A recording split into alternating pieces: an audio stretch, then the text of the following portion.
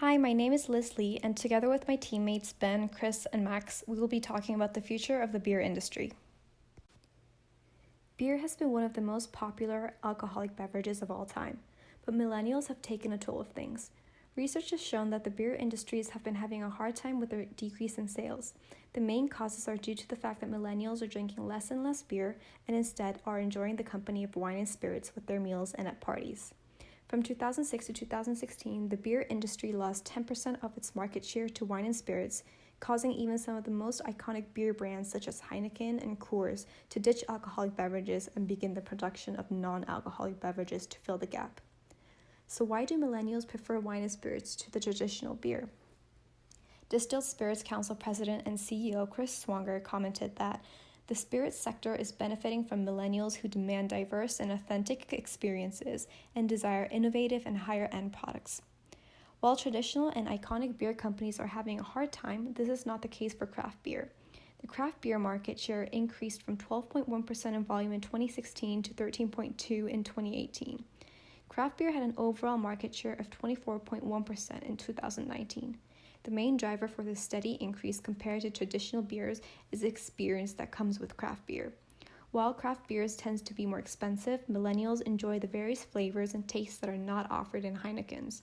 In addition to the hundreds of flavors, millennials enjoy visiting these craft breweries in person and attending various events, trivia nights, theme nights that these craft breweries often hold.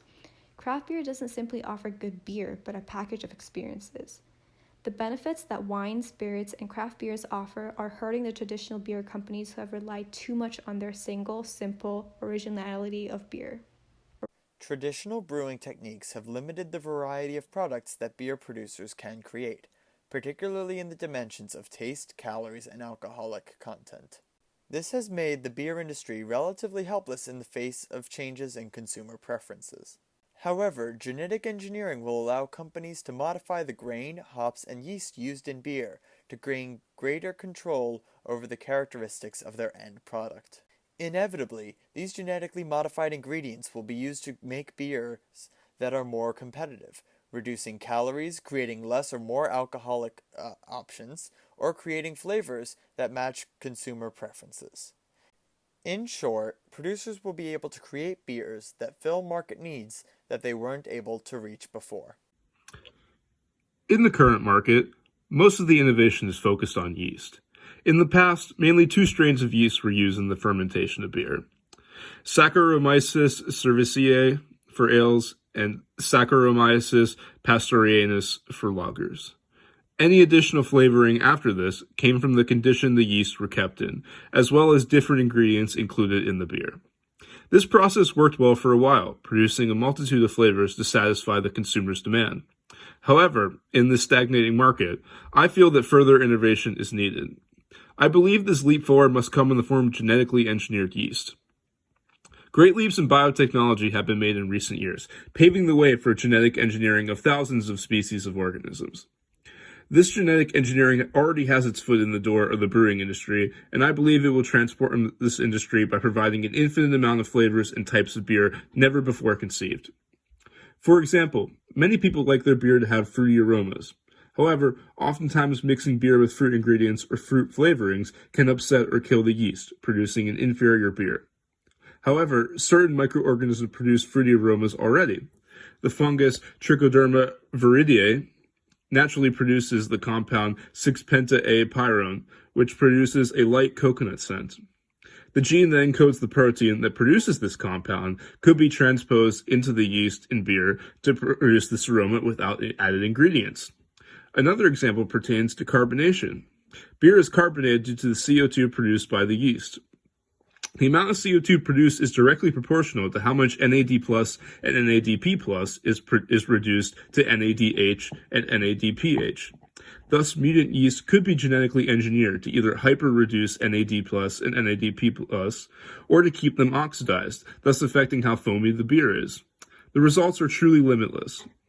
Currently, innovation is just focused on yeast because microorganisms are far easier to genetically engineer than macroorganisms like wheat.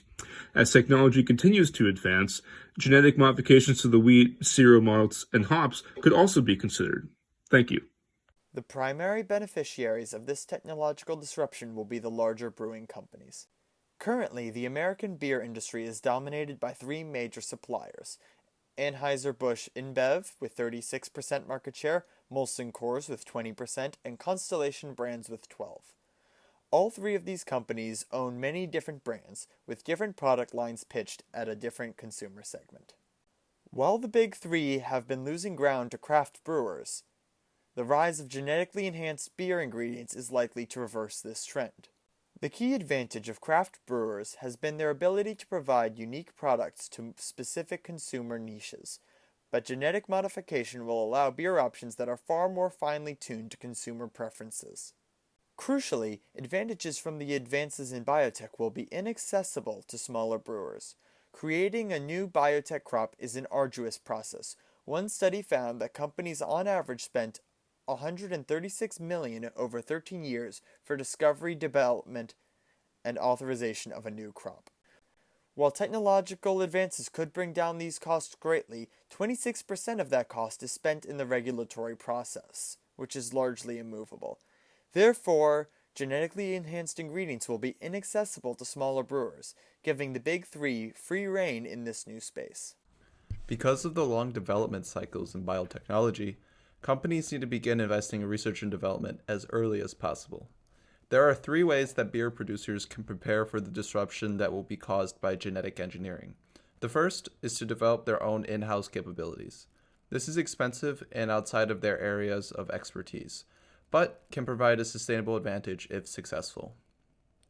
The second option is for companies to acquire smaller companies. This would allow the brewers to own the technology for the future without having to invest time, money, and infrastructure on developing the technology in-house. The only downside is that these acquisitions can often also be expensive and time-consuming. Finally, beer brewers might also form strategic partnerships and licensing proprietary technology from another firm. One example of this is Nestlé's recent partnership with Noritas, a Dublin-based biotech firm, in order to find bioactive peptides in food that can help keep hereditary diseases like diabetes under control. These strategies will allow beer producers to stay at the forefront of their industry in the face of biotech disruption. Thank you. What a story, Mark.